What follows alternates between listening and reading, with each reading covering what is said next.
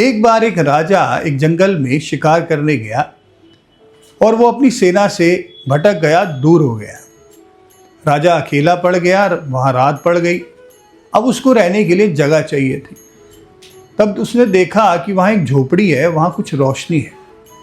वो उस झोपड़ी के पास गया और उसने वहाँ पर जो झोपड़ी का मालिक था उसको कहा कि भाई मैं भटक गया हूँ और मैं राजा हूँ, कृपया आप मुझे यहाँ रात को रहने के लिए सहारा दीजिए, क्योंकि अगर मैं जंगल में रहा तो हो सकता है कोई जंगली जानवर मुझे खा जाए।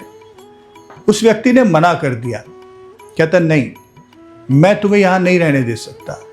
तो राजा ने कहा ऐसा क्यों? उसे कहा कि यहाँ जो भी रहता है वो यहीं का हो जाता है। वो कहता है कि मुझे इसी झोपड़ी में रहना है। तो राजा ने कहा नहीं नहीं, ऐसा नहीं है, मेरा तो बहुत बड़ा महल है, मेरा तो राज बहुत बड़ा है, तो मैं क्यों ऐसा करूँगा। उस व्यक्ति ने कहा नहीं, कुछ भी हो, यहाँ जो भी आता है ना इस झोपड़ी में रहता है एक रात, तो वो कहता है मैं यहीं रहूँगा। राजा ने कहा यहाँ तो बड़ी स्मेल है, बड़ी गंदी दुर्गंध है, मैं यहाँ क्यों रहूँगा। तो उसने कहा मुझे नहीं मालूम, लेकिन ये ऐसी ही मेरी झोपड़ी है। तब राजा ने वादा किया कि नहीं, मैं ऐसा नहीं करूँगा। अब उस व्यक्ति ने राजा को अलाउ किया, वो रात को वहाँ रुका। अब जैसे ही सुबह हुई तो राजा ने कहा कि मैं यहाँ से नहीं जाऊँगा।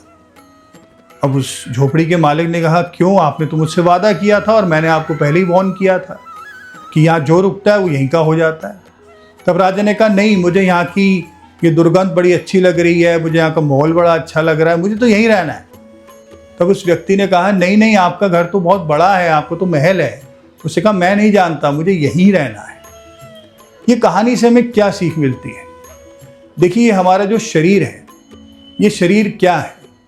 इसमें हड्डी है, इसमें रक्त है, खून है, इसमें मांसपेशियां हैं, इसके अंदर मूत्र है, मल है, और हम इस शरीर के अंदर आत्मा स्वरूप में बैठे हुए हैं। जब भी शरीर छोड़ना पड़ता है, जब भी कोई मरता है, तो कितना दुख पहुंचता है, कितनी तकलीफ होती है, जबकि हमें पता है कि ये शरीर एक ना एक दिन तो छोड़ना ही है।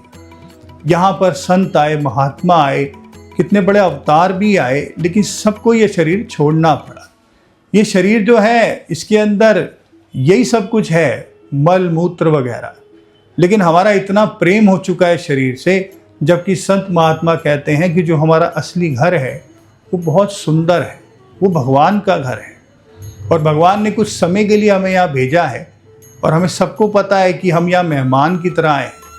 लेकिन शरीर को छोड़ते वक्त हमारे परिवारजन या हम खुद ही इतने दुखी होते हैं, जबकि ये सत्य है कि एक दिन इस शरीर को छोड़ना है और उसकी मियाद पहले से तय है।